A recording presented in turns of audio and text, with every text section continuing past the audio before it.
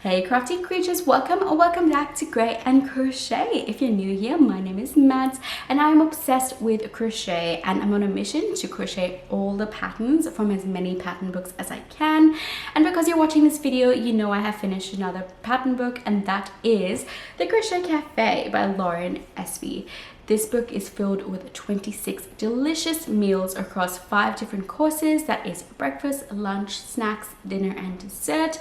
It retails for about 35 Australian dollars on Amazon. Depending on where you're buying it from or where you are located in the world, it might be slightly different, but it is a glorious book. Lots of small creations, so quick makes, and lots of delicious items included as well, which I will show you in a second. But first, just some thoughts on this book. Now there are 26 meals, but that actually translates into more patterns because each meal can have multiple items, which is fabulous.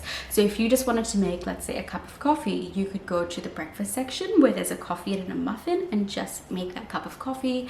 So the patterns are way more than 26, totally worth the money for this book.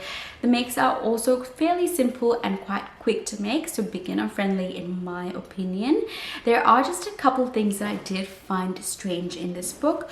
One of them being the way that she lists her increased rounds. So normally, from my experience, increased rounds would go like magic circle, then increase in all stitches, then 1 single crochet increase. The next row will be 2 single crochet increase, 3 single crochet increase, and onwards. This book, in some patterns, not all of them, so I'm not really sure what the intention was, she would list it as, for example, 1 single crochet increase for that round. The next round would be increase and then 2 single crochet, repeat a round. The next row will be 3 single crochet and then increase, and the row after that will be increase and then 4 single crochet. So every even round would have an increase at the start and then do the single crochet, whereas every odd round, like the odd number of single crochets, would have the increase at the end. And I don't fully understand why she's done that, because you still sort of get a hexagon-y shape when you crochet that way. I know some designers prefer to stagger their increases so it makes it more round and less hexagon-y, but the way that she's listed it, when I've crocheted it still turns out to be a hexagon. So I don't fully understand it. Maybe it's to make the edges less sharp and more like blunt, but yeah, just don't fully understand it. The other thing I found quite confusing, and it took me a while to wrap my head around, was the way that she would list some of her rows, and it was mainly the end rows when a little bit of shaping was required, if there were like ruffles or like the end of an egg, for example. It just was a little bit confusing in some parts. I'll give you an example. This is just pulling it out of thin air, but she would say, for example, in row 25, 3 single crochet, comma, 2 half double crochet, comma, 2 double crochet. Now my mind interprets that as, because it's separated by a comma, whatever she's listed goes in 1 stitch, sort of like an increase, but like, let's say in the first stitch I would do 3 single crochet, in the next stitch I would do 2 half double crochet, and in the stitch after that I'll do 2 double crochet. But that's actually incorrect. So every time she lists a single crochet, that is actually per stitch. So in that particular example, it will be a single crochet in 1 stitch, single crochet in the second stitch, single crochet in the third stitch, then she separates it by a comma, and then it would be 2 half double crochets in the 1 stitch, comma, 2 double crochets in the next stitch. So she sort of mixes up being like, you know, 1 stitch per stitch, and then like increases when she's doing the shaping. It did take a bit of trial and error the first time I did one of those, and I was like, what am I doing wrong? Why am I just falling short? Because I was doing the 3 single crochet in the 1 stitch. But that's basically how it goes. Every time she says single crochet, it is per stitch. If it's any other kind of stitch, half double crochets, doubles, trebles, it is basically whatever's between the commas goes into 1 stitch. A bit confusing, but that is the only down point I basically found about this book. The other thing that I didn't follow exactly to the T is her patterns use a lot of felt or cardboard in the pieces. I do not have any of that, so I've left that out. A lot of the pieces also require really small eyes, which I did not have, so I've left off the eyes in a lot of my pieces. But if you did want to follow the patterns exactly as she intended them to be, I would recommend getting some really small eyes, some felt and cardboard, so you can make these makes. But enough of blabbering, I will show you the 5-course menu now, and I hope you enjoy. The first meal in the book is an avocado and avocado toast. I absolutely love this combination. I think they would be really cute, maybe like best friend keychains, or for a couple if you just add a keychain on there. They're not too big, so my finger for reference, so they'd be perfect keychain sizes, and they're so adorably cute. I absolutely love this combination. Next on the list we have a slice of toast, bacon and eggs. Very classic breakfast, and you can totally have more slices of bacon if you'd like. I just was lazy and only made one. Next up is eggs Benedict, so that is the English muffin down the bottom, the slice of ham, the egg, and then the sauce on top. Next we have a classic combination of a muffin and a cup of coffee. This is a chocolate muffin. She does give you the option of doing like a blueberry muffin if you chose to do so. I just went with chocolate because that's my partner's favorite, and then coffee is mine. Another cute little maybe combination keychain thing if you wanted to do that. And last but certainly not least, in the breakfast category, we have a stack of pancakes with a little butter on the top and maple syrup. You can stack as many as you'd like. I only made 3 pancakes, quite a small stack, but I wasn't particularly hungry when I made this. And now we move on to the lunch category, and first up is a bento box that is packed to the brim with lots of goodies. We have some rice with a bit of nori.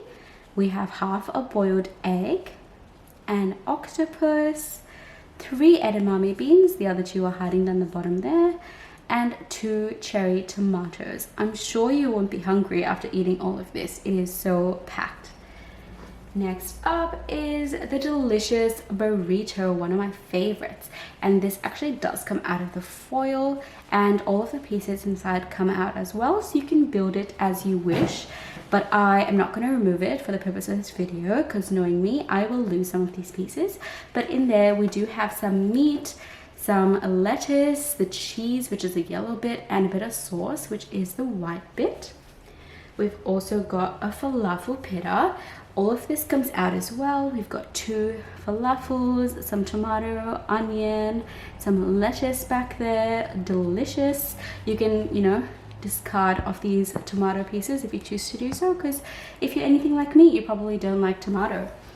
Next up is some grilled cheese and some tomato soup. I have made extra grilled cheese because I absolutely love it. I did make a mistake with my tomato soup, so instead of crocheting on the very last round, or stitching it together I should say, I should have stitched it a little bit lower, similar to the coffee. Like you see here, it goes in a little bit. I should have really done that with the tomato soup, but I just got too excited making this and I didn't really read the instructions, so my tomato soup is a bit overflowing, but oh well, it's enough to soak up with my 2 little pieces of grilled cheese. Yum, so good.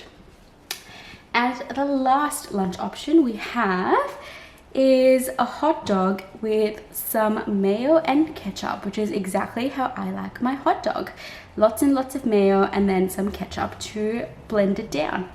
But so cute. It is, you know, bursting out of the bun there, but looks incredibly adorable with its 2 matching condiment bottles. If you're still hungry, don't you worry, we have 6 different snacks for you to choose from. Maybe we can start out healthy with an apple and keep that doctor away, and an apple slice, although this is my fault that this looks more like a dragon fruit slice than an apple slice, but let's just use your imagination and imagine that this belongs together. If that doesn't tickle your fancy, we could go for some guacamole and corn chips. Now I did eat the whole bag, so there's only 3 chips left, but you're more than welcome to help yourself to it. How cute does that look? So cute. And then we have something to flush it down, which is a little juice box. I picked orange because I do love a good citrusy drink. And sticking with the orange theme, we also have an orange and an orange slice. If that's too healthy for you, don't you worry, grab a seat and some popcorn and we can snack away on that. There is heaps of popcorn in there, but it never really is enough, is it? There's no such thing as too much popcorn. And finally, to end on a bit of a sweet note, we have an orange popsicle. How cute is that? Looks a bit like a corn dog in my lighting, but I promise you it is an orange popsicle. Now with this pattern, she did say that you could do like chocolate dripping on the top if you choose like a vanilla popsicle, but I really like my citrus, so I went with orange and left that off. Now on the dinner menu tonight, we have 5 options for you. First up is a lovely cheeseburger with some lettuce, tomato, meat and cheese and a squishy bun. And that comes with a side of fries if you're American, or chips if you're in Australia or the UK. Absolutely delicious, classic combination. If that doesn't suit your fancy, well, we could have some lo mein with some prawn. There's your chopsticks in there for you to eat it with. And it does come with a fortune cookie as well. How delicious. And the box is smiling at you there. So cute.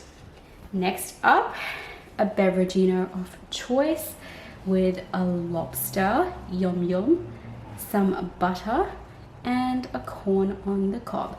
The corn does slip out quite easily for you, so prepared for your big meal. Absolutely delicious and quite filling. Or if you just like some junk food, here's a slice of pepperoni pizza with some pepperoni, some leaves on there, a mushroom. You can pick that out if you choose to. Delicious. And finally, we have some spaghetti and meatballs. Yum yum. Hope you're still hungry, because for dessert you can have your pick of a cannoli. Absolutely delicious. This does come out, which is fun if you wanted to make different fillings and stuff it in there. Has different cannoli flavors, although I just made the classic. And then next up is my absolute favorite, cheesecake. I could eat cheesecake every day, but I probably end up looking like a cheesecake. Next up is an eclair. So cute, so chocolatey, so crispy. And then we have a blueberry pie. Hopefully you can see the blueberry through there. Yum, absolutely delicious. Just need to top it off with some ice cream, which we also have in here. Some strawberry ice cream with sprinkles and chocolate topping and a little cherry on top. Isn't that delicious? So cute. I hope you enjoyed your 5-course meal. I will see you in a second.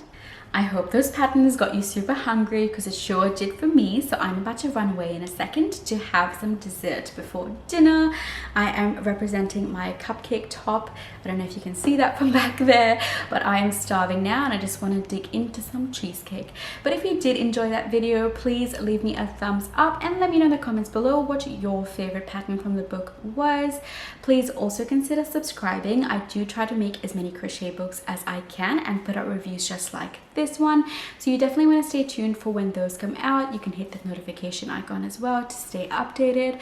But if you'd like to see some of the other book reviews that I've put out, consider watching the Dinosaurs, Mammoths and book review in here, or you could watch my first Pick a Power book review up here. I will see you in those videos. Bye.